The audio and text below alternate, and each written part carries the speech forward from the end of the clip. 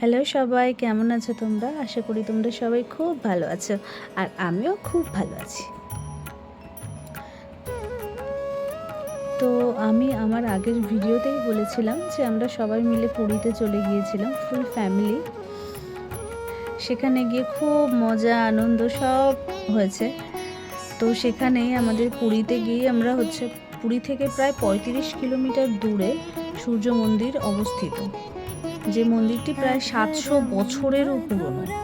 দেখো মন্দিরটা তোমরা হয়তো দেখলেই বুঝতে পারছো যে অনেক পুরনো একটা মন্দির, কিন্তু মন্দিরটা খুব সুন্দর, দেখতেও খুব সুন্দর, মানে আশেপাশে এরিয়াটাও, পরিবেশটাও খুব সুন্দর। দেখো অনেকটা জায়গা জুড়ে মন্দিরটা, প্রচুর ভিড়ও ছিল সেদিনকে। দেখো অনেক লোক এসছে এখানে ঘুরতে, কারণ এত সুন্দর জায়গাটা। তো আমরা এখানে দেখো হাই হ্যালো করে মন্দিরের ভেতরে ঢুকে গেছি, ফটো তোলা, সেলফি তোলা সবই হচ্ছে। এবার আস্তে আস্তে চলে গেছি, মন্দিরের ভেতরে চলে যাচ্ছি। প্রায় অনেকগুলো সিঁড়ি চড়ে উঠতে হয় ওপরে, দেখতে পাচ্ছ অনেকগুলো সিঁড়ি উঠতে হয়। মন্দিরটা যে এতটা জায়গা জুড়ে বা আশেপাশে দেখো এত গাছপালা, কিন্তু কোথাও না কোনো নোংরা দেখতে পারবে না তোমরা। প্রচুর পরিমাণে পরিষ্কার পরিচ্ছন্ন করে রাখা। দেখো পুরো এরিয়াটা তোমাদের ঘুরে দেখাচ্ছি, কোথাও একটু নোংরা পাবে না। দেখো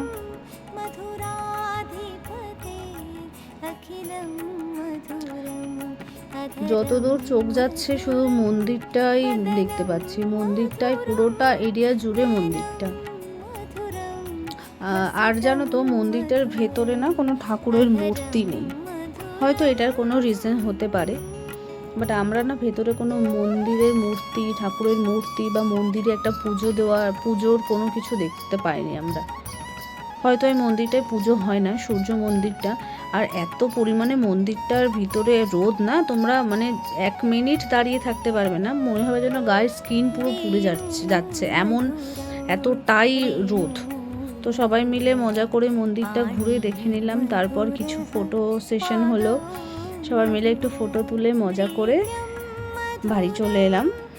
তো টাটা, সবাই ভালো থেকো, আবার পরের ভিডিওতে দেখা হবে। ওকে, সবাই ভালো থেকো, টাটা।